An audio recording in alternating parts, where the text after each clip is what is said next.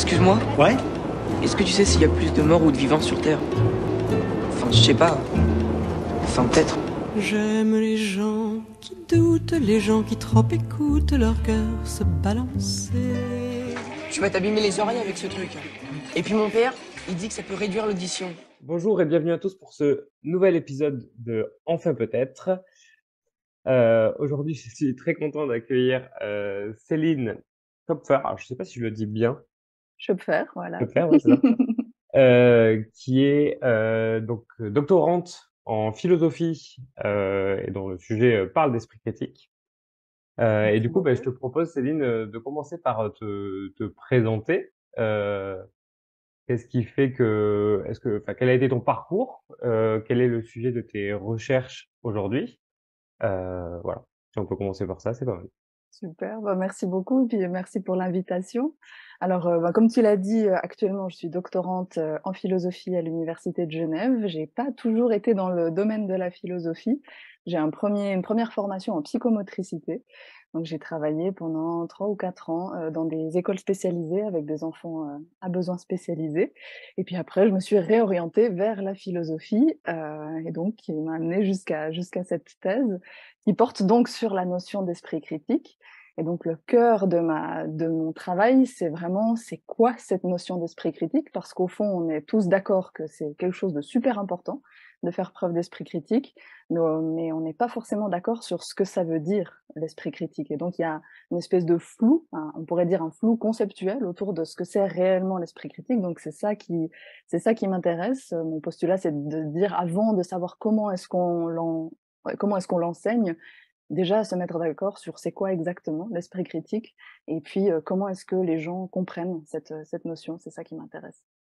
Ok, donc de toute façon, on va revenir beaucoup là-dessus tout au long du podcast. Mais est-ce qu'on peut dire qu'il y a quand même deux aspects dans le sens où d'abord tu regardes comment les gens le comprennent, le grand public, et de notre côté comment les experts le préconisent ou quelque chose comme ça? Exactement, Ok, il y a vraiment ces 2 côtés-là, les visions naïves, on va dire, comme ouais, monsieur, madame, tout le monde utilise, les visions des experts, c'est-à-dire des gens qui travaillent avec cette notion, les enseignants, les chercheurs et cetera. Et puis, le 1er, disons, le 1er corpus que j'analyse dans ma thèse, c'est, que dit la littérature? Parce qu'il y a tout un pan de la recherche, surtout, aux États-Unis, qui porte justement sur cette notion d'esprit critique et donc de voir comment cette notion qui est née, dans l'académique finalement, est passée dans le langage courant et comment est-ce qu'elle s'est transformée en fait, en passant dans le langage courant et surtout en passant d'une culture à l'autre. ok. Alors j'avais une autre question un peu sur ton travail Mmh. de manière un peu générale parce que une thèse en philo, je t'avoue que moi ça me paraît assez étonnant. Donc j'ai fait une thèse en maths et du coup je me demandais à quoi ça ressemble tes journées. Est-ce que tu passes tes journées à lire des bouquins de philo? Comment ça se passe? Et aussi depuis combien de temps t'y es, combien de temps ça dure, etc. Ouais, tout à Euh, fait. Alors j'ai commencé ma thèse, en mars, 2021. Au début, j'étais en autofinancement, donc j'avançais très lentement et puis ok. j'ai fini par obtenir une bourse, donc maintenant j'avance beaucoup plus vite. Et puis donc concrètement, qu'est-ce que c'est une thèse en philo? Bah, effectivement, c'est beaucoup de lecture. Moi, j'ai de la chance de me former à la philosophie, expérimentale avec, mon directeur de thèse, Florian Kova, qui est un expert de ce domaine-là. Et donc, il y a quand même une partie empirique, une partie collecte de données, mais qui est quand même très rare dans un travail en philosophie. Donc, c'est une thèse en philo un petit peu atypique. Et donc, à quoi ressemblent mes journées? Alors, beaucoup de lectures, effectivement. Il y a beaucoup de codage et d'analyse des réponses qualitatives qu'on a reçues de nos questionnaires. On abordera ça tout à l'heure. Donc, pas mal d'heures de codage. Je fais présente des fois Ouais. mes résultats de recherche dans des workshops, dans des Ok. conférences. J'ai la chance de participer à des projets collaboratifs, donc ça aussi, ça demande aussi des rencontres, des brainstorming à plusieurs, désolée pour les anglicismes. Puis j'essaie de rédiger mon manuscrit de thèse et en parallèle des articles parce que, voilà, c'est le milieu académique veut qu'on publie également, donc il y a un petit peu ces 2 travaux d'écriture. Et puis le dernier aspect, c'est l'aspect un tout petit peu plus pédagogique. J'ai pas beaucoup d'heures d'enseignement, mais je fais quand même de la supervision de stagiaires ou des choses comme ça et de temps en temps, j'enregistre des podcasts. OK, donc une thèse en philosophie, ça se résume pas, à rester assis à méditer pendant des heures pour trouver des solutions, c'est pas ça, hein? Heureusement que c'est pas que ça, non? OK, très bien. Oui, du coup, tu parlais de philosophie expérimentale, donc en fait, c'est un champ de la philosophie qui est assez mineur, où en fait, on va aller vraiment chercher des données auprès des gens, c'est ça? Exactement, c'est un champ de la philosophie qui est tout jeune, qui a 20 ans à peine et qui est parti du postulat de se dire, en fait, les philosophes invoquent beaucoup les intuitions, de dire: «Bah, voilà, on a des intuitions sur qu'est-ce que le beau, sur qu'est-ce que la justice, sur qu'est-ce que» et cetera et puis, en fait, bah, la philosophie, expérimentale s'est proposée de tester ces intuitions philosophiques. Est-ce que les gens, croient plutôt au libre arbitre? Est-ce qu'ils sont plutôt déterministes? Est-ce que ceci? Est-ce que cela? Et donc qu'est-ce qu'on a comme données sur, eh bien, finalement, comment les gens ont ces notions, comment est-ce qu'ils s'emparent de ces notions philosophiques? Et donc là, j'essaye de faire un petit peu de même avec, la notion d'esprit critique. OK, d'accord. Putain, ça a que 20 ans, ouais, j'imaginais Ouais, pas que c'était si récent.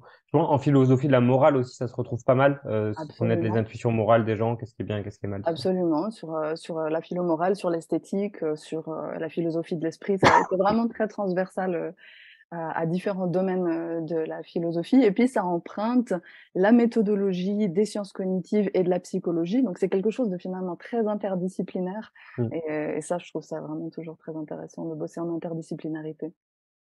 OK. Et du coup, donc plus ton rapport, on va dire, à l'esprit critique et à ce monde, qui est le scepticisme et cetera. Comment tu es arrivé à faire une thèse là-dessus? C'est genre, toi, tu voulais juste faire une thèse en philo et tu es tombé là-dessus ou c'était vraiment un sujet auquel tu tenais, auquel tu t'intéressais? C'est quoi, ton ton positionnement par rapport à ce monde de l'esprit critique? Ouais, c'est une très bonne question. Alors, à la base, j'étais pas du tout partie pour l'idée de faire une thèse sur l'esprit critique, mais je m'intéressais énormément à ce concept, à ce mouvement. Je dois beaucoup au mouvement de la zététique, aux vidéos d'hygiène mentale, tout ce monde-là, je l'ai découvert, grâce à YouTube au final, et puis ça m'intéressait énormément, mais j'avais absolument pas conscience que c'était, un domaine d'études, académique, en fait, à part entière. Je le voyais vraiment plus comme une mallette à outils, mais je savais pas qu'on pouvait, travailler le concept même et c'est vraiment grâce à Florian Cova, mon directeur de thèse, enfin, c'est lui qui a attiré mon attention sur le fait que qu'on pouvait le travailler, au plan philosophique, que c'était, une matière académique à part entière, interdisciplinaire, mais à part entière et du coup, c'est comme ça que j'ai eu la joie de découvrir que je pouvais, faire ma thèse là-dessus. Mais c'est vrai que, le domaine de l'esprit critique, je l'ai découvert, comme je l'ai dit, via YouTube et puis via ma formation en philosophie. Mais je pense pas que j'avais entendu avant parler de cette notion d'esprit critique ou même si j'avais peut-être pas entendu le mot, de toute cette mallette d'outils, de pensée que constitue la pensée critique. Je pense pas que, en tout cas dans mon parcours, c'est pas Ouais, l'école qui m'a amenée, vers ça OK. et donc ça pose question, tu vois? De se dire: «Mais, est-ce que j'aurais pas dû entendre parler de toutes ces choses beaucoup plus tôt qu'au détour d'une vidéo YouTube?» Mais alors peut-être que certains et certaines se reconnaîtront dans ce Ouais. parcours-là. Ah ouais, je pense, ouais. Je pense, pas mal de monde. Mmh Mais mh. on pourra en revenir dessus après, Avec le plaisir. place dans l'éducation et tout. Mmh Et mh. il y a beaucoup de monde du coup qui travaille sur ce sujet-là, de la philosophie de l'esprit critique, que ce soit en France ou dans le monde. Est-ce que c'est un truc qui est répandu ou? Hem, alors il y a eu un boom des recherches sur, la pensée critique dans les années, 70-80 aux États-Unis. Il y a eu, une profusion d'ouvrages qui ont été écrits sur comment enseigner l'esprit critique, qu'est-ce que l'esprit critique, et cetera. Puis du coup, on s'est retrouvé avec une avalanche de méthodes, une avalanche de possibilités d'éducation à l'esprit critique, presque trop en fait, ce qui a vraiment mené à ce flou conceptuel dont je parlais tout à l'heure. En OK. fait, il y a tout plein d'auteurs qui sont venus, proposer des définitions, des approches. Moi, dans la première partie de ma thèse, j'ai analysé 23 définitions de l'esprit critique. Une partie vient de la philosophie, une partie vient de la psychologie et il y a aussi cette difficulté-là que l'esprit critique, eh bien, il y a beaucoup de chercheurs, mais de différents domaines qui travaillent dessus, donc la philosophie, la psychologie, les sciences de l'éducation, le management aussi, Ouais. s'est emparé de cette notion et du coup, ce sont aussi des disciplines qui ne communiquent pas nécessairement ensemble et donc on a, cette profusion de notions qui est arrivée. Donc aujourd'hui, on est un peu les héritiers de de ce boom de la pensée critique qui a eu lieu d'abord aux États-Unis, puis au Canada, puis qui s'est exporté vers l'Europe. Et il y a effectivement toujours des chercheurs et des chercheuses qui bossent sur cette thématique, avec la difficulté toujours de se dire, mais en fait, si moi aussi j'arrive avec des idées sur l'esprit critique, est-ce que je participe pas à cette espèce de flou autour de la notion? Donc vraiment, OK. j'échangeais avec Charlotte Barbier, qui fait aussi sa thèse Ouais. sur l'esprit critique avec un versant beaucoup plus, enfin un axe beaucoup plus pédagogique, que moi j'ai un axe philosophique. Et du coup elle me disait qu'elle était confrontée à la même question de on va pas arriver avec une nouvelle approche, une nouvelle définition de l'esprit critique, parce que sinon on va participer au flou. Et donc mon projet, c'est d'essayer d'amener de la clarification à ce OK. sujet sans complexifier encore plus la chose. OK, c'est plus, ce dont il y a besoin aujourd'hui, quoi. J'ai l'impression, ouais. OK. Beh, du coup, je pense qu'on peut passer à la première partie qui s'appelle, l'esprit critique, aujourd'hui. Et donc, bah, ça fait un peu, suite à ce que tu disais, qu'en fait, c'est à partir des années 70-80 que les études là-dessus ont explosé. Alors, j'ai 2 questions, c'est est-ce que genre avant, on ne parlait pas du tout d'esprit critique, ou est-ce que genre on l'appelait autrement, ça prenait d'autres formes et cetera? Mais j'imagine que, heu, parmi tous les philosophes qui ont existé, je pense qu'il y avait des choses qui ressemblaient à ça. Et deuxièmement, Absolument. comment on explique que c'est là, dans les années 70-80 qu'il y a ce boom-là? Est-ce qu'il y a eu, des événements sociaux, quelque chose qui explique qu'à ce moment-là, ça explose? Ouais, tout à fait.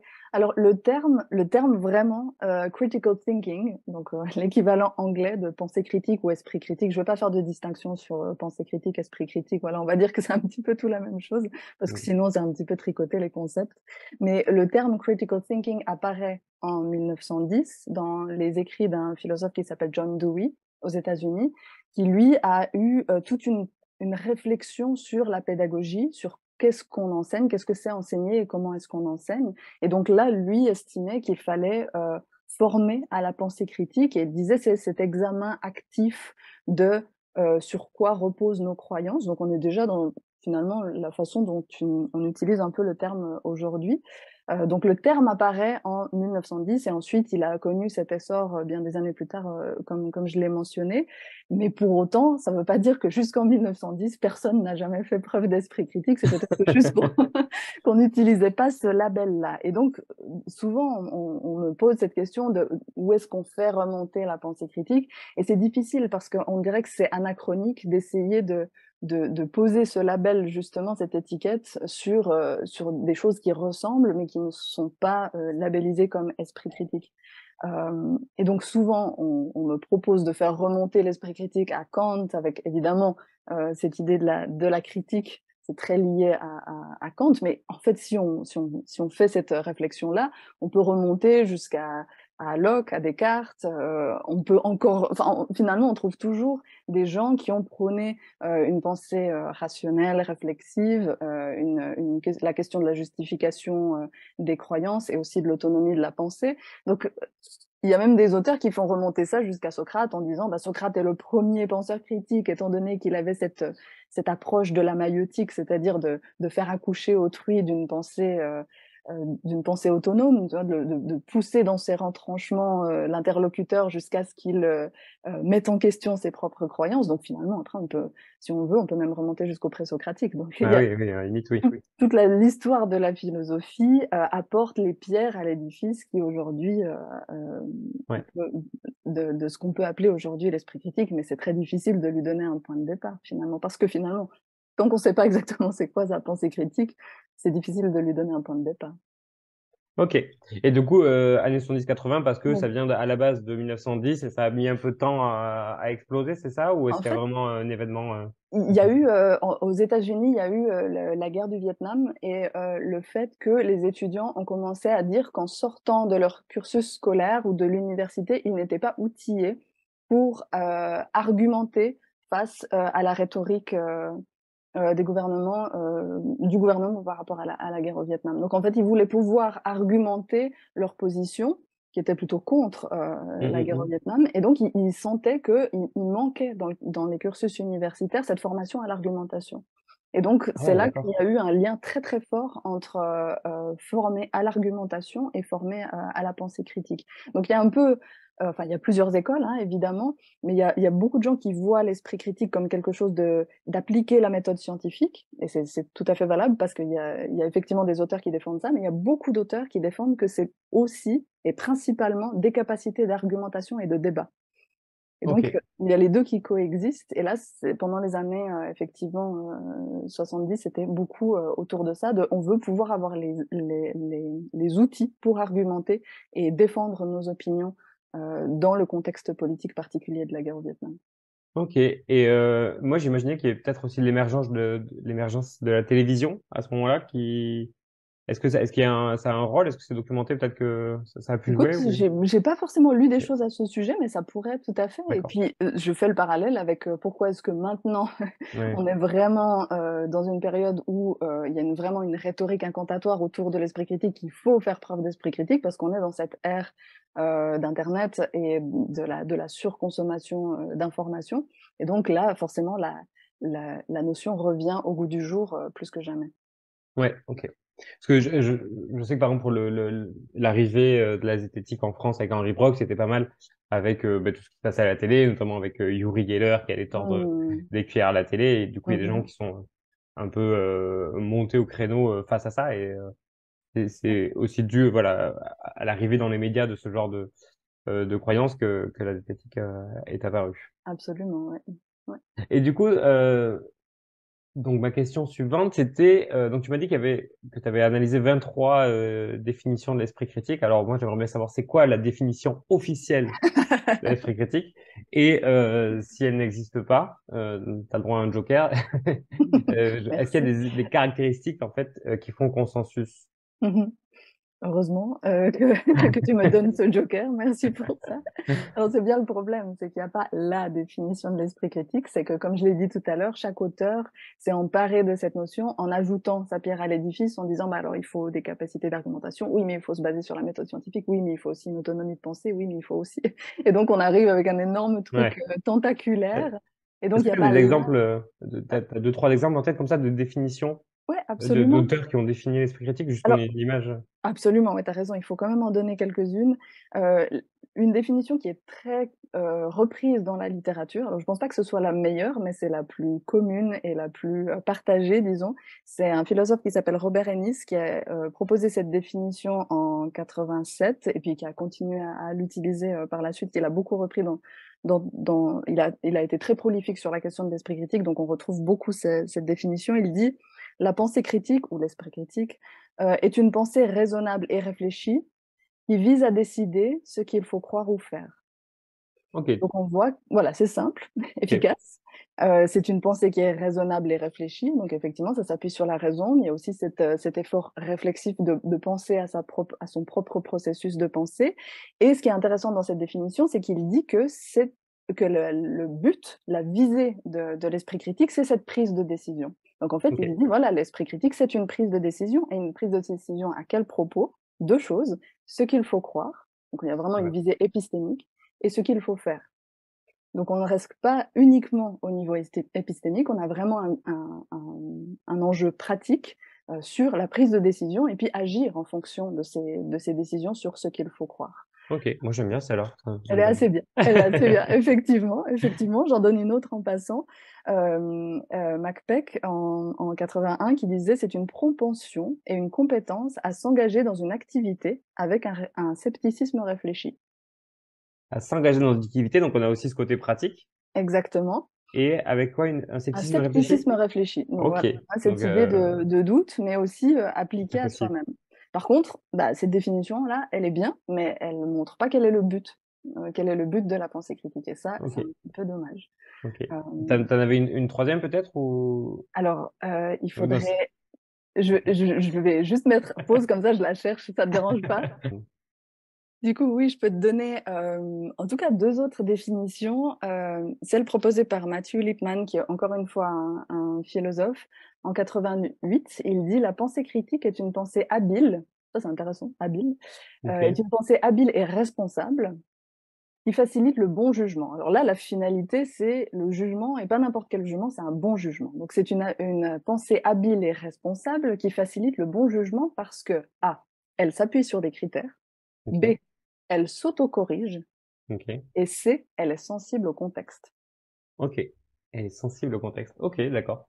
Parce En fait qu'évidemment, on fait pas preuve d'esprit critique, de la même façon quand on est face à différents contextes, en fait. ouais, Et ça, c'est un point intéressant et ça participe à ce que je disais tout à l'heure. En fait, chaque auteur a même quelque chose de vraiment ouais, intéressant. Là, Lippmann, il dit, «Il faut des critères, il faut de l'autocorrection et il faut être sensible au contexte». C'est tout à fait juste et donc à chaque fois, on agrège, les définitions et on arrive avec quelque chose d'assez monstrueux et en ce sens, je me permets juste de faire un tout petit point historique. En fait, quand il y a eu ce boom des approches de l'esprit critique dans les années 70-80, en fait, ils se sont rendus compte que ça commençait à faire beaucoup, qu'il y avait plein d'approches, qu'on savait plus par quel bout prendre ce truc de la pensée critique et l'association des philosophes américains se sont, réunis. Ils ont réuni, je crois 46, experts sur la pensée critique et ils ont essayé de donner une définition consensuelle de OK. ce que c'est la pensée critique. Et donc c'est, Peter Facchioni qui est un philosophe aussi qui, en 90 du coup, a fait ce rapport sur l'esprit critique où il dit, ben voilà la définition qui fait consensus entre les 46 experts. En fait, je vais pas te la lire parce qu'elle fait 15 lignes, en fait. Ah ouais, Elle est d'accord. monstrueuse. Ah ouais. Et donc Donc elle fait voilà, consensus, mais elle est pas très utilisable, quoi. elle est pas du tout utilisable, exactement. Et OK. ça, c'est le problème, c'est que quand tu veux être exhaustif, c'est impossible parce qu'il y a tellement, tellement de choses. Et donc j'en arrive à la deuxième partie de ta question qui était: est-ce qu'il y a au moins des points de consensus? Et en fait, on ne fait que déplacer le problème parce que il y a un consensus qui existe sur le fait que l'esprit critique, ça comprend 3 trucs. Ça OK. comprend des connaissances, c'est-à-dire que si tu connais absolument rien sur un sujet, tu vas pas pouvoir faire preuve d'esprit critique. Hem Tu as besoin de cette fameuse mallette d'outils de comment mener un examen critique. Donc des connaissances. Ça 2 peut être quoi, par exemple, des connaissances? C'est, le fonctionnement du cerveau, ça peut être, exactement, OK. exactement. Comment fonctionnent les médias? Ouais, Aujourd'hui, c'est quoi une fake news? Comment fonctionnent, les la méthodologie scientifique ou les ouais, méthodologies scientifiques et cetera. Et puis des connaissances vraiment propres sur le sujet que tu entends critiquer. ouais. C'est-à-dire que si tu veux critiquer l'homéopathie, tu vas avoir un regard critique sur l'homéopathie, mais que tu n'as aucune idée de quoi il s'agit, tu vas pas pouvoir avoir ce regard critique. Donc il faut une bonne dose de connaissances pour pouvoir critiquer. OK. Critiquer dans le sens, avoir un esprit Ouais, critique. ouais. Donc des Donc première connaissances, chose, les connaissances, ouais. 2 des compétences cognitives. Donc ça va être, tout ce qui est, analyser un texte, comprendre la structure des arguments, évaluer la fiabilité d'une source, voilà, appliquer ces fameux critères dont parlait Lippmann, pour savoir, évaluer la crédibilité, évaluer la fiabilité, par exemple, toutes ces capacités d'analyse, et d'évaluation, par exemple. Donc ça, ce sont des capacités cognitives qu'il s'agit de développer, hein, Ouais. c'est pas du tout inné. Donc des connaissances, des capacités cognitives et certaines Alors attends, juste, j'ai une oui, petite question avant de passer au vas-y, vas-y. troisième. Moi, il me Mmh mh. semble que des fois, ces 2-là, on les met ensemble. Enfin, ou Mmh alors moi, je sais que mh. des fois, je le présentais en disant que c'est, voilà, connaissances, compétences ensemble qui est en fait, ce qu'on sait, par avance, quoi, ou quelque chose comme ça. Est-ce Oui, que ça oui, on le retrouve ça? Ouais. ouais, ça pourrait être juste, Mmh. sachant qu'une des compétences, c'est justement utiliser les connaissances. Ouais. OK. Donc c'est pas la même chose, disons. C'est-à-dire que toutes les connaissances, tout le temps que tu vas passer à faire des recherches sur un sujet permet d'amasser un certain nombre de connaissances, mais pas forcément de compétences. Ouais. C'est-à-dire que tu peux avoir tout lu sur l'homéopathie, Ouais. mais tu as aucune compétence pour savoir distinguer ce qui est une source Ouais. fiable de ce qui est pas une source fiable. Donc il te OK. faut ces compétences-là en plus des connaissances. Mais effectivement, on peut les faire fonctionner ensemble. OK. Et évidemment, le troisième élément fonctionne aussi avec les 2 premiers parce que c'est pas séparé du tout et la troisième composante, c'est certaines attitudes. En philosophie, on va parler de disposition, voire même de vertu, mais voilà, on peut parler d'attitude. Et ces attitudes, c'est quoi? C'est, le fait d'être curieux du point de vue des autres, l'ouverture d'esprit, à se dire: «Bah, en fait, l'autre il pense pas comme moi, mais au moins je vais écouter». Ou alors l'humilité, se dire: «Bon, bah, je connais pas tout, bon, mes connaissances dont on parlait tout à l'heure sont pas illimitées, il y a des choses que je sais pas et il y a même des compétences que je n'ai pas encore». Donc humilité, ça va être, cette posture de scepticisme, de doute et cetera. Donc ça, c'est toute une série d'attitudes ou de dispositions qui font qu'on est disposé ou pas à mettre en application nos compétences cognitives. C'est-à-dire, si on veut se permettre le parallèle, je peux avoir la capacité à jongler, je sais le faire, mais alors là, pendant le podcast, j'ai pas très, très, très envie de les mettre en application. Donc il y a, presque quelque chose de l'ordre de la motivation dans ces attitudes. J'ai mes compétences critiques et je suis motivée à les mettre en application. Et ça, je trouve ça particulièrement intéressant parce que justement, on peut avoir toutes les compétences nécessaires et toutes les connaissances pour être un bon penseur critique. Et des fois, ben, c'est vraiment la question de la disposition, l'attitude de est-ce que là, c'est un bon contexte pour faire preuve d'esprit critique? Est-ce que je vais y aller? Est-ce que je vais faire mon analyse critique ou pas? Ouais. Ouais, je pense que c'est un point qui est très important et peut-être qui est d'ailleurs un peu oublié Mhm, quand on parle d'esprit critique de base. Quand on est formé à esprit critique, ça va être beaucoup des connaissances et des compétences, mhm. peut-être moins appuyé sur cette question des dispositions.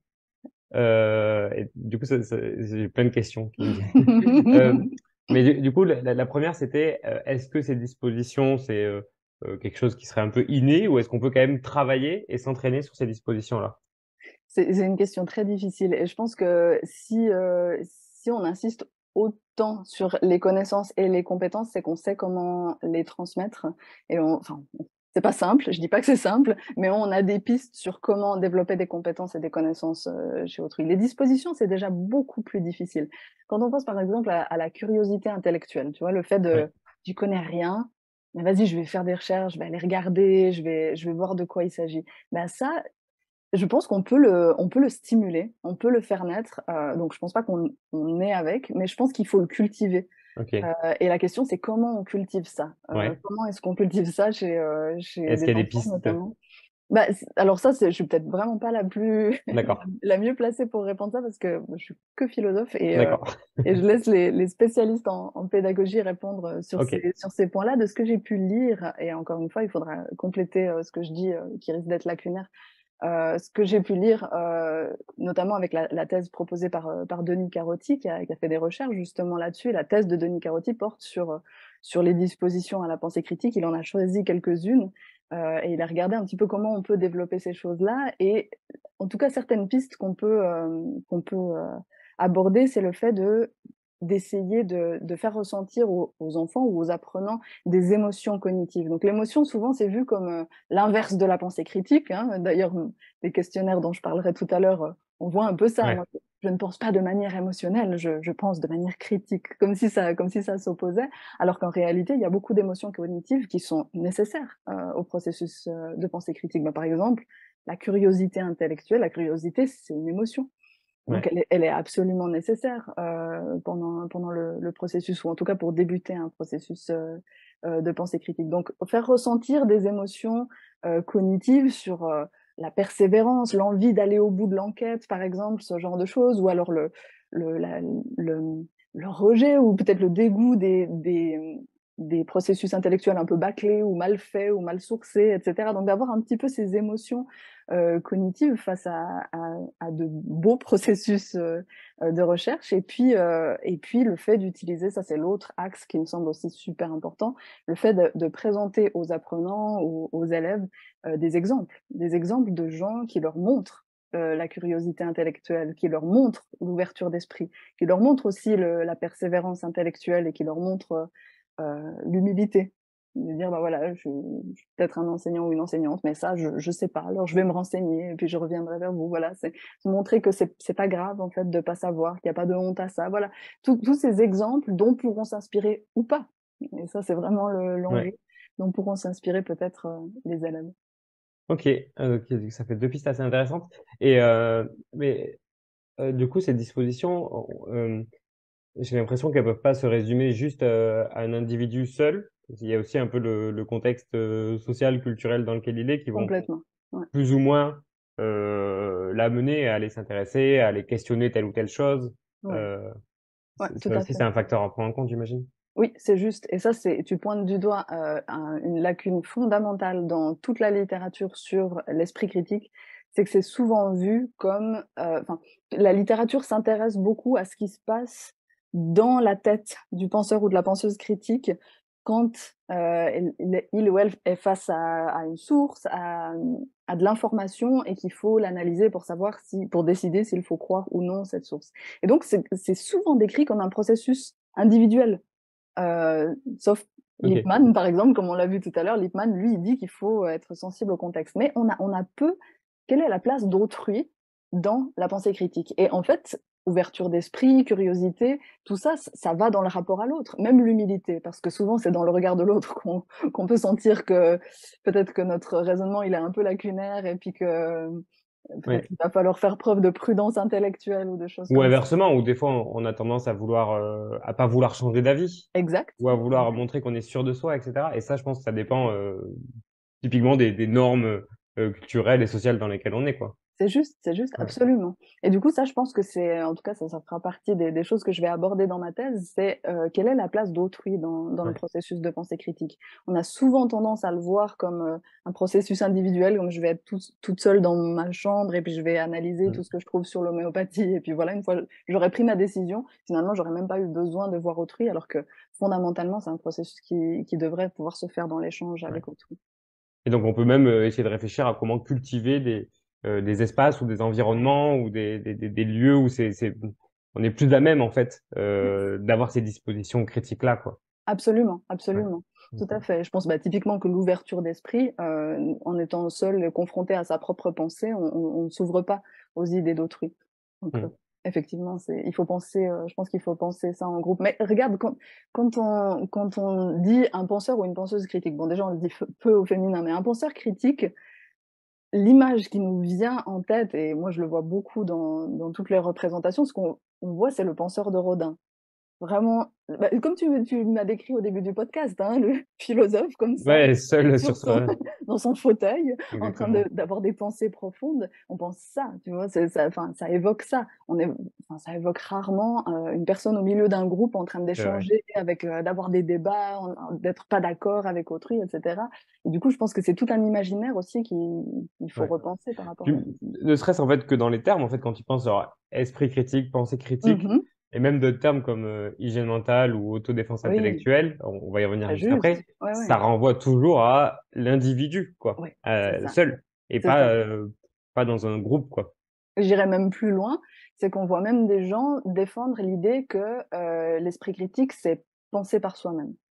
Ah oui, c'est des trucs qu'on On entend des entend fois. ça de temps en temps. Ouais. «Ah mais moi je suis un penseur critique, je pense par moi-même» et donc là, c'est même pas, c'est vraiment une isolation épistémique. C'est vraiment je pense par moi-même, je n'ai besoin de personne d'autre, juste je pense par moi-même. Alors l'autonomie intellectuelle est primordiale dans la pensée critique et je dis absolument pas le contraire, parce qu'il faut ne pas se laisser, avoir par Heu, des alors je choses sais pas exactement ce que tu entends par autonomie oui, intellectuelle. pardon, ouais, merci de me faire préciser. Donc il faut pouvoir être autonome, par rapport au discours qu'on reçoit d'autrui, sinon on est complètement crédule et on est naïf. D'accord. On simplement, on se fait avoir constamment parce que, ben, voilà, on fait trop confiance, une surabondance de confiance. Donc ça, ce serait un risque de manquer de pensée critique, donc il faut faire preuve d'autonomie. Il faut cette saine dose de doute, de scepticisme forcément face à la pensée d'autrui, mais pour autant, il ne faut pas non plus basculer dans l'inverse de je me méfie systématiquement de tout, tout vise à me tromper et je suis constamment dans le doute et donc je ne me fie qu'à moi-même parce qu'on sait que, et toute la théorie sur les biais cognitifs en est bien l'exemple, c'est que soi-même, on est rarement une source fiable non Ouais, plus. Donc il ouais. faut aussi faire attention à ça. Et beh, d'ailleurs, il y avait une image que j'aimais beaucoup qui est de Christophe Michel, donc d'hygiène Mmh mentale, mh. Mmh qui prenait les 2 extrêmes où genre il imaginait un cerveau ouvert comme ça avec, genre de mh. l'information qui rentre dedans et dit, dans un extrême, c'est il y a absolument rien qui protège et toutes les informations rentrent. L'autre extrême, c'est d'avoir un casque où genre toutes les informations, ne rentrent pas, sont exclues et lui, ce qu'il proposait comme vision de l'esprit critique, c'est une passoire en fait qui va te dire comment filtrer en fait l'information et j'aime Ouais, beaucoup cette oui. image-là. Je trouve qu'il a parfaitement raison et je vois exactement de quoi tu parles et c'est un peu à ça que je faisais référence quand je dis autonomie, c'est-à-dire, je me laisse pas influencer et Ouais. je suis pas prête à gober tout et n'importe quoi, mais pour autant, attention, je vais pas basculer dans une méfiance, systématique. Ce qui laisserait comprendre que l'esprit critique, c'est un petit peu un entre-deux, une nuance, en fait. C'est vraiment quelque chose ni trop l'un ni trop l'autre et Ouais, du coup, ça, c'est une balance qui est difficile à trouver. Je trouve que ouais, l'image de la passoire était très juste. ouais, Parce qu'il faut ouais, que les trous soient suffisamment grands pour être ouverts d'esprit, mais pas ouais, non plus trop petits, pour pas être, dans un espèce de dogmatisme ouais, c'est intellectuel. ça. Et toute la question, c'est comment tisser sa passoire Et avec voilà, les gens, quoi. exactement. Et du coup, donc, dernière question sur cette première partie, c'est quoi le lien qu'il peut y avoir entre esprit critique, alors il va y avoir plusieurs choses. Le lien Mmh. entre esprit critique et zététique déjà? La zététique, c'est un mouvement qui fait la promotion de l'esprit critique, alors qu'il fait la promotion d'une vision de l'esprit critique très axée sur la méthodologie scientifique ou les méthodologies scientifiques. Donc Ouais, c'est une approche de l'esprit critique. Est-ce que c'est la seule? Sans doute, pas. OK, Mais voilà, c'est une manière de promouvoir, l'esprit critique et c'est une manière qui fonctionne très bien. La preuve, c'est OK. qu'on est très nombreux à avoir, découvert ces notions-là grâce à la zététique. Ouais. Mais du coup, des gens qui diraient, la zététique, c'est l'esprit critique, ça pour toi, c'est pas tout à fait correct? Alors c'est un petit peu réducteur, Ouais, effectivement, parce qu'il y a énormément de choses qui ont été dites et écrites sur l'esprit critique, sur la pensée critique et donc c'est une expression de ouais, la pensée d'accord. critique, mais on ne fait pas le tour avec la zététique. D'ailleurs, je crois pas qu'il y ait cette prétention non plus, à la base, Henri Brock, c'était vraiment s'attaquer à tout ce qui était, phénomènes paranormaux et cetera, donc c'était, une niche. Ouais, Et c'est une niche dans laquelle il faut absolument faire preuve d'esprit critique. Je pense que c'était très sain et en plus c'était très divertissant à voir. Donc moi j'avais eu beaucoup de plaisir à découvrir tout ça. Mais l'esprit critique, évidemment, ça s'applique pas que aux phénomènes paranormaux et la zététique n'a pas du tout cette prétention-là. Mais ouais. en tout cas, eux s'occupent de ces phénomènes-là. Et donc après, c'est la question des différents contextes dans lesquels on applique notre pensée critique. OK. Et même question sur le scepticisme, parce que du coup, le scepticisme, comment dire, un élément de la pensée critique? Tu le verrais comme ça? Oui, oui, mais en fait, je pense qu'avec tous les éléments que tu vas proposer, ce sera forcément un élément de la Ouais, c'est ça. pensée critique, vu qu'il y a tellement de choses dans l'esprit critique. Forcément qu'il y a du scepticisme. D'ailleurs, c'est souvent ce qui est très mis en avant. La zététique dit que c'est l'art du doute, donc il y a vraiment Ouais, cette idée du scepticisme. La difficulté avec ce mot scepticisme, c'est qu'il peut vouloir encore une fois dire beaucoup de choses et puis je pense que personne soutient l'idée que l'esprit critique, c'est un scepticisme, pyrrhonien, comme on dit en philosophie, c'est-à-dire un scepticisme absolu. Je doute ouais, ouais. constamment de tout, je ne suis même pas sûre d'être en ce moment en train de discuter avec toi. Ça c'est une posture assez stérile. Par contre, un scepticisme scientifique, comme c'est le nom aussi du podcast, C'est je Jean-Michel Brassard. merci beaucoup, voilà, exactement. Donc voilà, c'est plutôt cette posture-là du scepticisme, mais voilà, ça nécessiterait de définir encore une fois scepticisme. Et je pense que je te réponds déjà en avant sur, rationalité. Oui, C'est exactement le même oui, mais ça, problème. après, j'avais oublié même. C'est exactement le même problème, c'est-à-dire que, oui, il y a clairement une pensée rationnelle. On a vu tout à l'heure avec la définition d'Ennis qu'il disait: «C'est une pensée rationnelle et réfléchie, raisonnable et réfléchie». Il disait donc il y a vraiment cette idée de reposer sur la raison. Mais alors de là à définir ce que c'est la raison, Et je ouais, galère voilà, c'est ça. je galère déjà à définir ce que c'est l'esprit Ouais. critique, je vais pas essayer de définir ce que c'est que la C'est raison. comme tout à l'heure, je me suis fait réflexion quand tu disais que c'était une pensée habile, je crois que c'était quelque Mmh chose mh. comme ça. Mmh. Euh, mais du coup, en fait, ça demande aussi de définir qu'est-ce que ça veut dire habile, quoi. Et Voilà, du coup, j'ai l'impression qu'il y a exactement. des parties de la définition qui sont assez utiles parce qu'elles sont suffisamment descriptives pour qu'on comprenne ce que ça veut dire, et d'autres qui, en fait, remplacent par d'autres mots, et en fait, tu dis, bah, en fait, il faudrait savoir ce que veut dire cet autre mot, quoi. Eh ben, tu as décrit exactement mon quotidien depuis le début de ma thèse. C'est Ok. exactement ça. Passe d'une notion à l'autre comme Ouais, ça, et d'accord. toutes très difficiles. Pas toutes, heureusement, mais pour un Ok. grand nombre d'entre elles, c'est difficile. Ok. Bon, mais très bien. Mais je pense qu'on peut peut-être passer Mmh. à la deuxième partie, donc qui va être donc, plus sur les acceptions. Mmh. J'ai mis acceptation, mais je sais que je fais souvent cette erreur. Donc, les acceptions floues de l'esprit critique. Et du coup, ma première question, tac, tac, tac, tac, c'est voilà, une partie de ta thèse s'intéresse aux visions naïves de l'esprit critique. Qu'est-ce que ça veut dire, les visions naïves ou les acceptions naïves? Ouais. Alors, il y a absolument aucune connotation négative dans le mot, naïve. Ça, je pense que c'est important de le dire. L'idée naïve, c'est vraiment, de les opposer aux visions expertes. C'est-à-dire que moi, ben, depuis que je lis, quotidiennement des articles et des revues sur l'esprit critique, j'ai plus du tout une vision naïve de l'esprit critique. Nous, ce qui nous intéressait, c'est, bah, comme le fait généralement la philosophie expérimentale, comment est-ce que les gens, monsieur, madame, tout le monde, utilisent ce terme quand ils n'ont pas forcément lu, tout un corpus de choses sur l'esprit critique. Donc on a fait un questionnaire, pour connaître 2 choses, les visions, francophones, les visions Ok. naïves francophones de l'esprit critique et les visions américaines, donc de critical thinking. Et donc on a demandé aux gens, déjà, est-ce qu'ils connaissent cette notion? Est-ce qu'ils utilisent et est-ce qu'ils connaissent? Et ça nous a permis de nous rendre compte que, généralement, la notion est très populaire. C'est-à-dire OK. qu'elle est beaucoup utilisée, alors si elle n'est pas utilisée, en tout cas, elle a souvent déjà été entendue, donc il y a très, très peu de gens qui ont dit: «Non, je ne sais pas de quoi vous parlez». OK. Ça témoigne Et du c'est fait que combien? Quelques pourcents, quoi, qui ont répondu ça? ouais, Je sais pas si tu as vraiment des juste, 1 ou 2 d'accord. des gens qui avaient jamais entendu. Alors peut-être juste quelques points de méthodologie. Donc on a fait un questionnaire en ligne.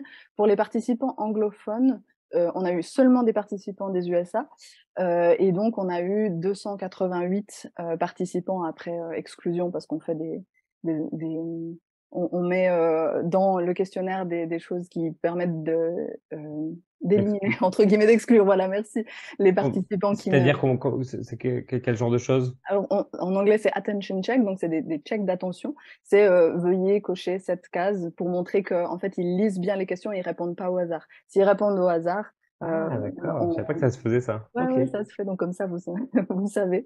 À Et la du coup, prochaine vous fois, avez dites-leur beaucoup s'il vous plaît. il y en a beaucoup qui sont exclus comme ça ou? Non, parce que là, on recrute les participants sur des plateformes où les gens sont rémunérés pour participer, D'accord, à ces questionnaires, et donc normalement, ils le font avec pas mal de sérieux, en tout cas. d'accord.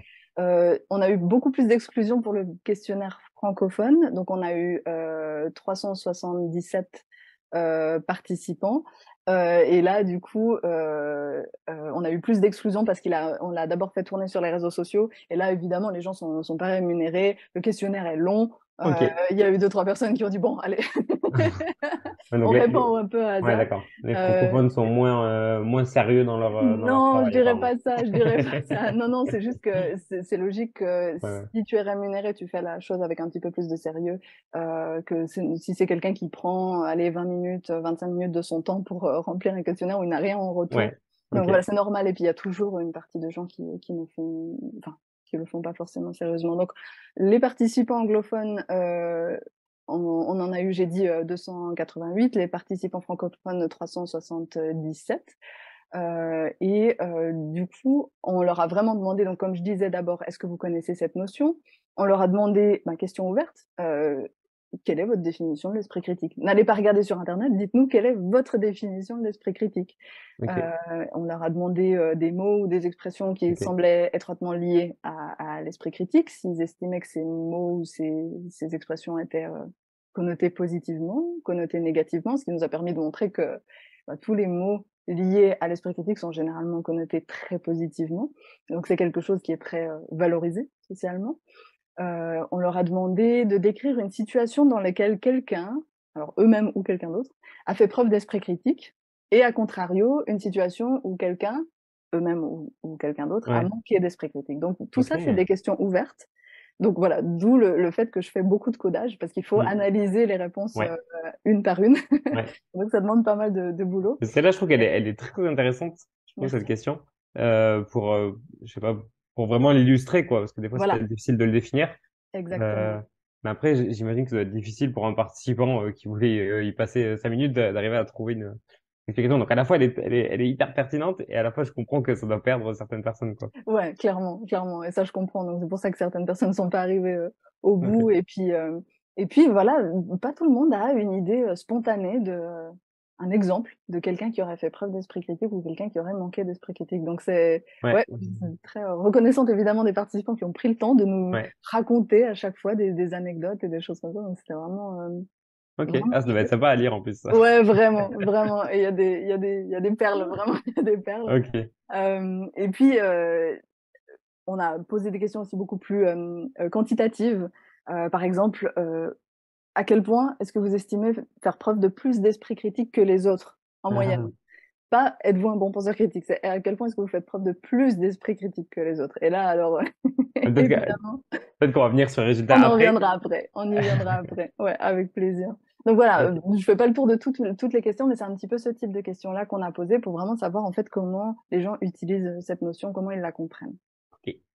Alors avant de passer au résultat, j'avais une petite question qui m'est venue, c'est, le fait que vous avez vous visez un certain public, quoi, au final, enfin, Mmh. aux États-Unis, donc des gens qui répondent, à des questionnaires, et qui sont rémunérés pour ça. En France, sur les réseaux sociaux. Alors, Est-ce que ouais, du pardon, coup, je précise juste, excuse-moi. ouais, Excuse-moi, il a tourné un peu sur les réseaux sociaux, mais d'accord. après, finalement, on a aussi fait avec les participants rémunérés, donc on a eu les deux. Ah, On n'a d'accord, pas eu d'accord. que des... Oui, je pense que c'est important de le Ok. préciser.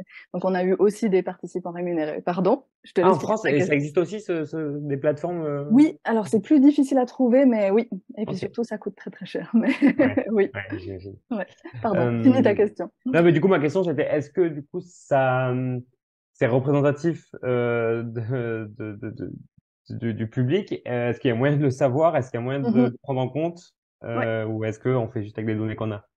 Non, non, non, tu as raison. On a posé plusieurs questions un petit peu plus d'identification. Alors évidemment, les réponses sont 100% anonymes, Ouais.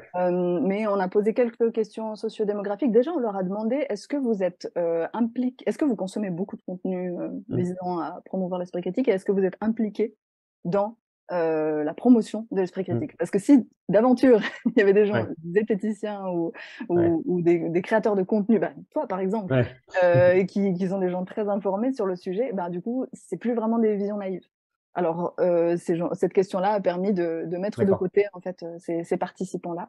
D'accord. Et puis, on leur a posé des questions sur leur âge, leur genre et sur le dernier diplôme obtenu et puis leur profession actuelle.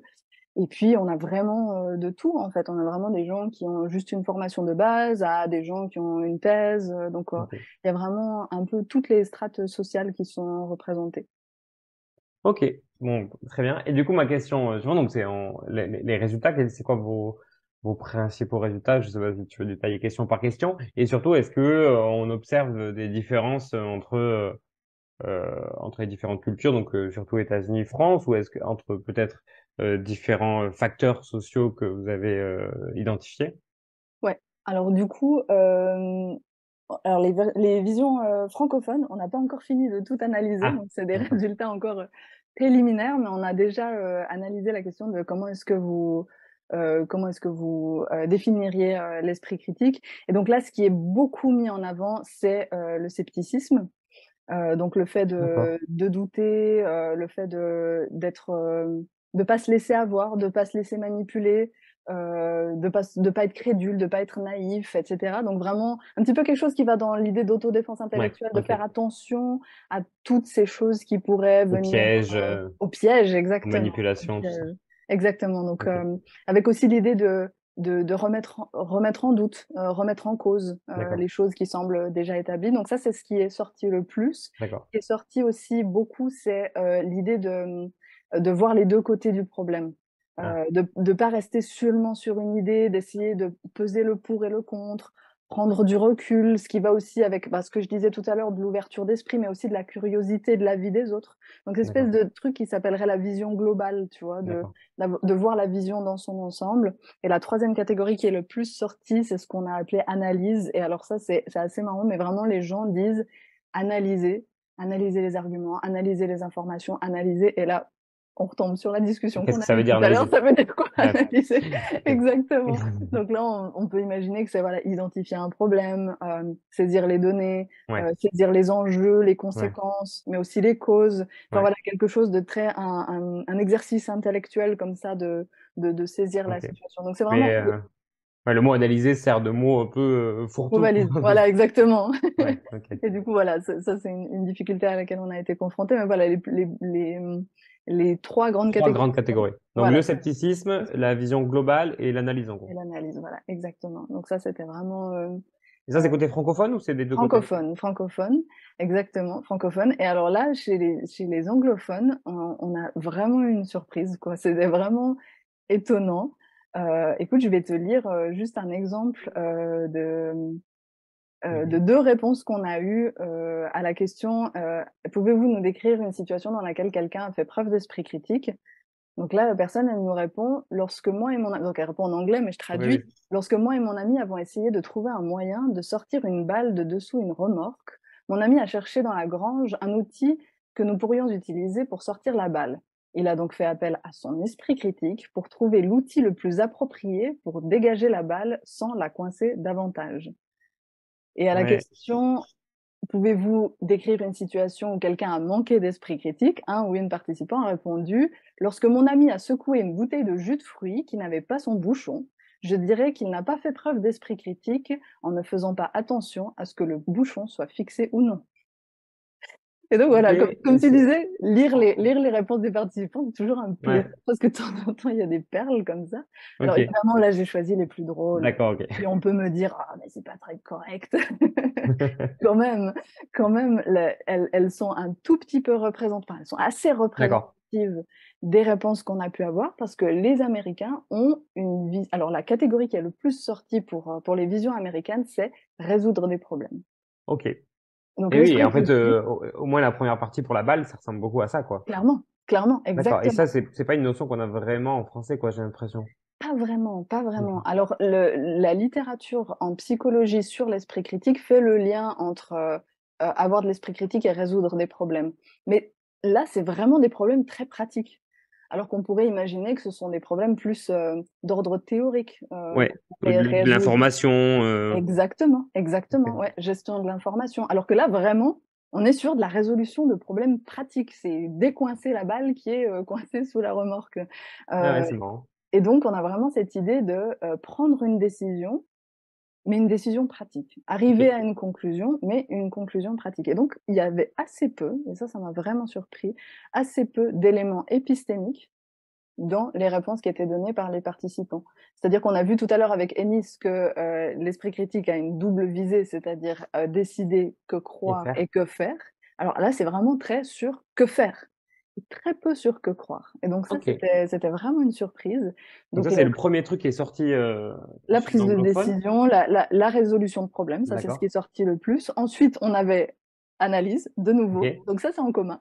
C'est en commun avec, les francophones. Alors est-ce qu'ils, l'entendent de la même façon? Je ne sais pas. On sait pas, donc Mais analysis en anglais, j'imagine, ou? analyser, ça revient Mmh. aussi. Analyser, OK. ça revient énormément. Et la troisième catégorie qui est sortie le plus, c'était, réfléchir.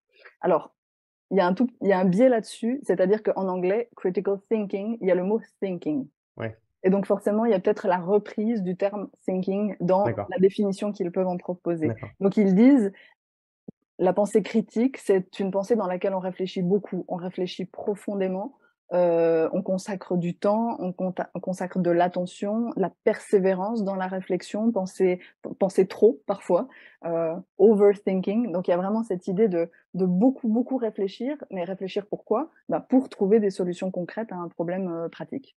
Donc D'accord c'est beaucoup ça. et le côté sceptique, du coup, on le voit moins Très chez peu, dans les très anglophones? peu, ouais, très Le peu. doute, tout ça, non, ça apparaît Non, pas? c'est assez peu, c'est Ah, assez c'est peu. étonnant ça. Ce qui est étonnant parce que la littérature sur l'esprit critique, massivement, elle vient d'Amérique et encore maintenant, il y a peu Mmh. de production de littérature académique sur la notion d'esprit critique. L'immense majorité du corpus vient des États-Unis. Donc c'est intéressant de voir comment dans cette culture-là, le terme a émergé, dans l'académique et comment il est passé dans le public et comment, bah, progressivement, il s'est un petit peu transformé. Alors, là, je peux que émettre des hypothèses parce Ouais, que ce que j'allais te sais demander, c'est vraiment pas. Je sais vraiment pas comment expliquer ces résultats. Une piste, c'est alors dans la question des situations où on leur a demandé où quelqu'un fait preuve d'esprit critique, ils ont beaucoup, beaucoup, beaucoup mentionné le milieu professionnel. OK, Donc c'était vraiment quelque chose qui se pratique au boulot, quand tu as un problème, tu résous ton problème. Alors il y a même quelqu'un qui dit: «Ben, mon mari est plombier, il sait quel outil utiliser quand il y a une fuite, donc c'est un penseur critique». Donc ah ouais, vraiment c'est ce marrant type ça. de réponse-là. Donc s peut-être, une piste, je ne sais pas, hein, c'est que, il existe, alors ça c'est pas qu'une hypothèse, c'est une affirmation, il existe des formations en entreprise qui s'appellent critical thinking, et qui sont très axées sur, thinking outside the box. Donc cette idée D'accord, de penser hors des clous, avoir une d'accord, pensée, réfléchir à la solution que personne n'avait eue auparavant, d'accord, quelque d'accord, chose comme d'accord. ça. Et donc je pense que il y a beaucoup, cet accent-là qui est mis, en tout cas peut-être dans les formations en entreprise et peut-être moins qui serait peut-être moins axé sur une évaluation épistémique de l'information. Mais voilà, je sais OK. vraiment pas, il faudrait vraiment que je me renseigne plus sur, bah, comment est-ce que les gens sont au contact de cette notion d'esprit critique. Ouais, Je d'accord. disais moi-même que j'ai pas souvenir d'avoir, eu quelque chose qui ressemble à de la pensée critique dans mon cursus scolaire, peut-être que c'est la même chose pour eux et qu'ils arrivent Mmh. tardivement à cette notion-là. Mais encore une fois, là, ce sont que des hypothèses, donc je fais Parce que preuve de prudence. ça, du coup, c'était pas inclus dans le questionnaire de savoir d'où leur venait leur source principale ou leur information sur l'esprit critique, ça, c'est non? Non, c'est vraiment Ok. quelque chose que j'ai pensé beaucoup trop tard. Ah. C'est vraiment en Mais lisant les réponses où je me suis dit: «Ah, on aurait dû demander ça». Bon, peut-être pour une prochaine ouais, analyse. est-ce que c'est prévu ou non, vous avez pas prévu de faire d'autres questionnaires pour Non, l'instant? pas tout de suite parce qu'il y a Ok. déjà beaucoup à traiter Ouais, ouais, avec j'imagine. celle-ci. Et d'ailleurs, il y a un autre questionnaire qui existe qui est du coup juste pour les experts, c'est ça que Alors ça, c'est juste, alors c'est pas un questionnaire, c'est vraiment plutôt des entretiens vous... que j'ai menés avec des gens qui sont actifs dans la promotion de l'esprit critique. Et là, c'était aussi l'idée de savoir comment ils utilisent le terme, comment ils le promeuvent, et puis éventuellement quels sont les problèmes qu'ils peuvent Ouais. voir liés à cette notion, parce que c'est aussi quelque chose qui m'intéresse beaucoup dans le cadre de ma thèse. Oui, on avait fait un entretien ensemble d'ailleurs dans ce Exactement, merci cadre-là. d'avoir participé. Et là, du coup, c'est que côté français ou il y a aussi les deux Non, côtés? là, c'est que côté français. Et ça, pour l'instant, vous n'avez pas analysé les résultats et tout Non, ça? non, Ok, non. on refera un podcast si tu veux. Avec grand plaisir, avec grand plaisir. Euh, Peut-être que ok. je peux donner, si on a encore juste Ah oui, vas-y, vas-y, 10 vas-y. secondes sur d'autres résultats de la comparaison entre les visions naïves Ouais. francophones et anglophones. Il y a quand même des points d'accord, notamment sur le fait que l'esprit critique peut être développé. Ça, Ah, alors 93% des anglophones et 93 et 98% des francophones disent que vraiment l'esprit critique, c'est un truc qui peut être entraîné, qui peut être développé. Sur le tout petit pourcentage restant, bah, c'est des gens qui disent non, non, je suis né avec, ok. c'est comme ça. Mais l'immense majorité des gens pensent que ça peut être développé par l'éducation, par l'entraînement. Est-ce que du coup, ils disent aussi qu'il faut, ça doit être développé Alors ou sur c'est pas... l'importance, oui, ouais. D'accord. Alors dans les deux cas, les gens estiment que c'est une compétence qui est très importante, massivement. C'est la réponse, c'est entre important et très important, mais c'est vraiment massivement ces réponses-là. Après, évidemment que nos participants américains, s'ils disent que c'est l'esprit critique, c'est résoudre des problèmes, évidemment que c'est quelque chose de très important. Oui. Donc les autres réponses sont un peu connotées, Ouais. enfin colorées par le fait qu'ils voient massivement l'esprit critique comme de la résolution de problèmes. Donc évidemment, d'une part, ils vont dire que c'est quelque chose de très important, et d'autre part, ils vont estimer que eux-mêmes sont de très très bons penseurs critiques. Voilà. Et du coup, on en Voilà. revient à la question que vous avez posée. Voilà. Du coup, est-ce que les gens pensent que l'esprit critique, c'est toujours pour les autres et que chacun Oui, pense en être ouais, suffisamment doté? Ouais. Vous concrètement, retrouvez ouais, ouais, ça? complètement. T'as des Complètement. chiffres en Oui, tête? alors, on leur a demandé à quel point, estimez-vous être un penseur critique, et là, alors, c'était vraiment on avait, beaucoup moins que la moyenne, un peu moins que la moyenne et autant que la moyenne pour les résultats négatifs, et ensuite un peu plus que la moyenne, beaucoup plus que la moyenne, et généralement les gens estiment faire plus que la moyenne. Pas beaucoup Ok. plus, mais plus que la moyenne. Et là, encore une Et fois, attention avec ce type de résultats parce que, encore une fois, si j'estime qu'à chaque fois que je résous un problème, je suis un penseur critique, évidemment ouais. que je pense être un bon poseur critique. Mais chez les anglophones et chez les francophones, on a cette idée que généralement, on fait plus preuve d'esprit critique que les autres. Et ce résultat, on l'observe aussi bah, justement dans les deux questions dont j'ai parlé tout à l'heure, c'est-à-dire celle où on leur a demandé pouvez-vous nous donner un exemple où quelqu'un a fait preuve d'esprit critique et un exemple où Ah quelqu'un oui. a manqué d'esprit critique. Et dans celle où ils devaient donner un exemple de quelqu'un qui a fait preuve d'esprit critique, ils étaient plus prompts à se citer eux-mêmes, à 40% eux-mêmes. Et là où quelqu'un a manqué d'esprit critique, là, ils citaient plutôt leurs proches. Ok. Donc Ah, c'est c'est assez marrant. intéressant de voir que oui, c'est Ok. important de le développer. Alors c'est une notion importante, on peut la développer, mais alors c'est vraiment les autres qui en ont besoin. Ah, c'est marrant ça. Mais ça fait un peu penser c'est le biais d'attribution, je crois, où on n'attribue pas tout à fait la même attention à soi et aux autres. Oui, je crois Ça, que c'est c'est vrai que ça... celui-là. En tout cas, il y a l'effet better than average, meilleur que la moyenne. Ouais, ça on le retrouve Euh, très souvent. très souvent, très souvent. J'avais entendu pour les conducteurs, tout le monde pense, Oui, genre exact, 90% des gens pensent mieux conduire que la moyenne. c'est ça. Et ben c'est Et la même chose pour mathématiquement, n'est l'esprit pas critique. possible. C'est ça, exactement. C'est exactement ça. Et donc, je pense que ça, c'est quelque chose qu'il faut qu'on ait en tête quand on fait de la promotion de l'esprit critique ou ces choses-là, c'est que bah, généralement, on s'estime déjà suffisamment bien pourvu. Donc, comment est-ce qu'on fait pour inciter les gens à se former plus à l'esprit critique si déjà ils estiment que non, ça c'est bon, Ouais, je l'ai. Donc, ouais, voilà, c'est c'est vrai. quelque Ouais. chose qu'il faut avoir en tête. J'ai dit une bêtise, mathématiquement, c'est possible que 90% des personnes soient au-dessus de la moyenne, mais pas de la médiane, pardon. La médiane, oui, voilà. Soyons précis. Toute la distinction. Alors, peut-être, j'ai encore quelques questions sur on va dire, l'intérêt de chercher une définition. Mhm. Parce qu'on pourrait dire, bah, en fait, si les gens définissent l'esprit critique comme ça, si une majorité des gens sont d'accord pour dire que c'est ça l'esprit critique, est-ce que c'est pas ça la bonne définition? Et à quoi ça sert du coup de demander à des experts c'est quoi la bonne définition? Est-ce que il y a des conceptions naïves qui sont dangereuses? Est-ce qu'il faut essayer d'éliminer? C'est ça l'idée? Alors, tu emploies des termes forts. Éliminer. Pas du tout. Éliminons les mauvaises définitions de l'esprit Éliminer. critique. Alors, je ne vais pas éliminer grand-chose. Et puis, je n'utiliserai pas non plus cette formule de la bonne définition.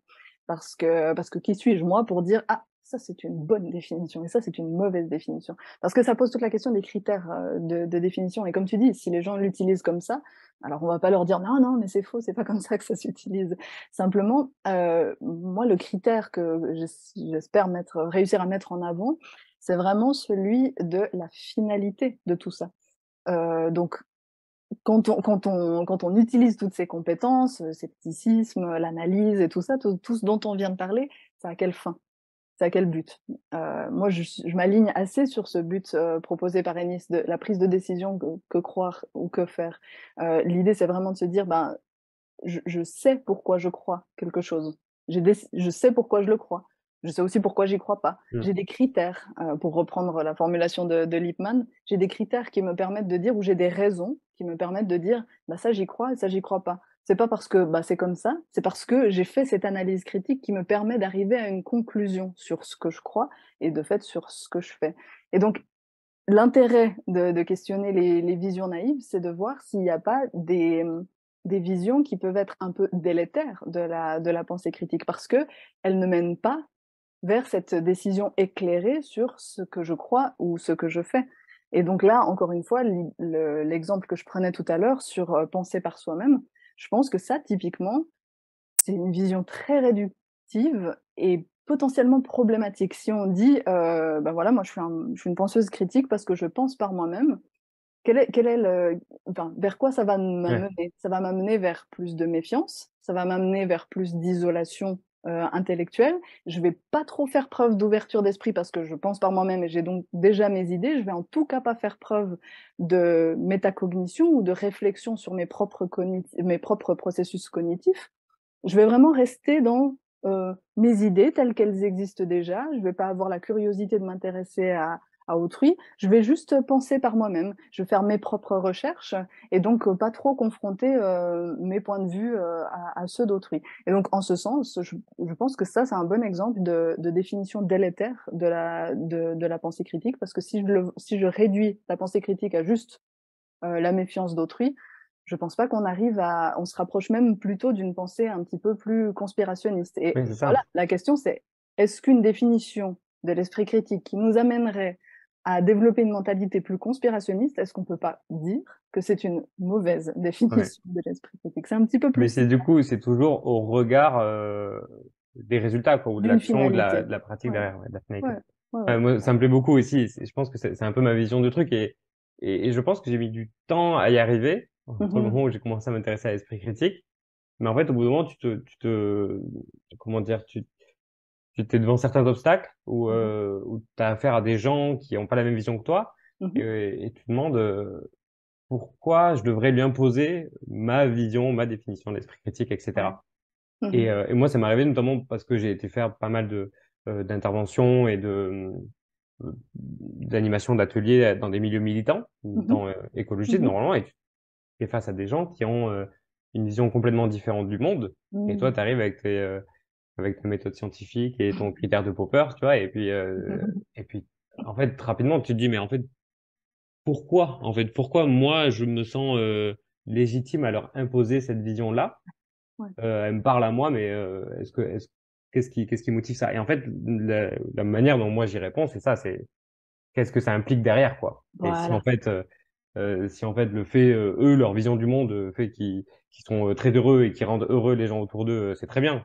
Voilà, et moi, je m'en fous. Mais voilà, si jamais, dans certains cas, et je pense que dans certains cas, c'est utile d'avoir une vision esprit critique pour certaines situations, ben là, je trouve qu'il y a un intérêt à l'avoir. Mais je pense que ouais, vraiment penser à c'est quoi la finalité, et du coup, je pense que ça, euh, il y a des enjeux éthiques derrière. Alors, c'est quoi qui est exact. important? Qu'est-ce qui compte? Voilà. Ben, je trouve que c'est important. Mais j'ai mis du temps à arriver à ça, je trouve.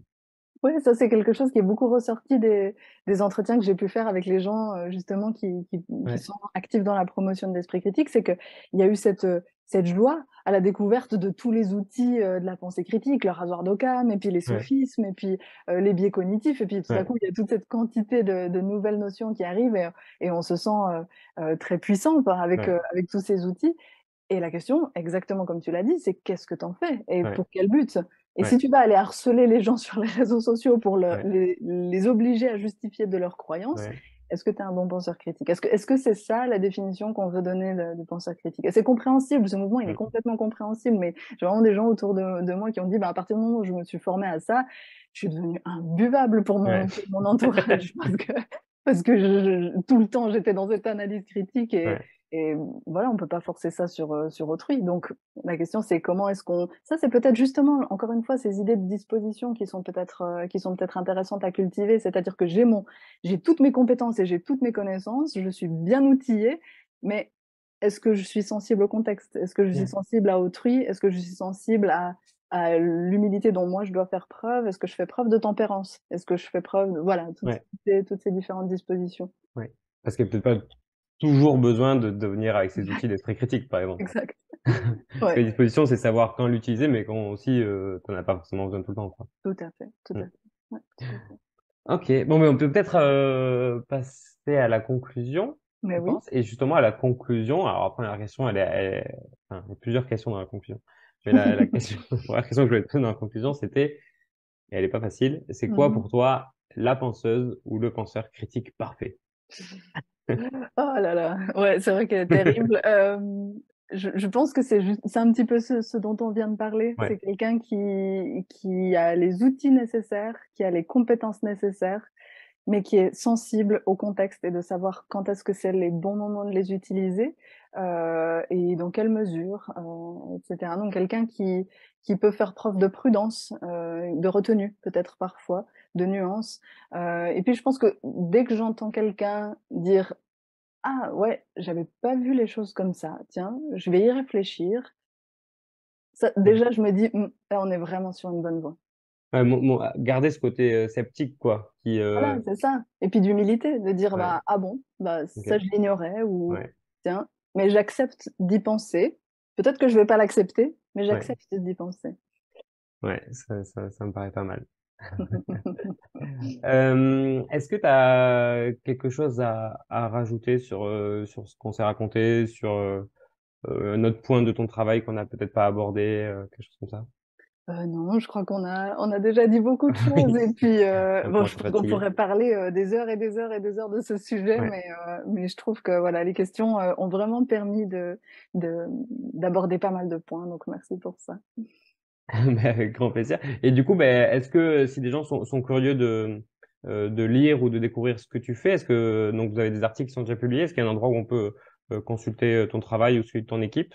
Oui, alors, pour, celles et ceux qui lisent, les articles, académiques, alors pour l'instant, j'ai surtout, publié avec des collègues qui travaillent sur la mentalité conspirationniste, en particulier avec, mon ami Kenzo Nera qui est, docteur en psychologie.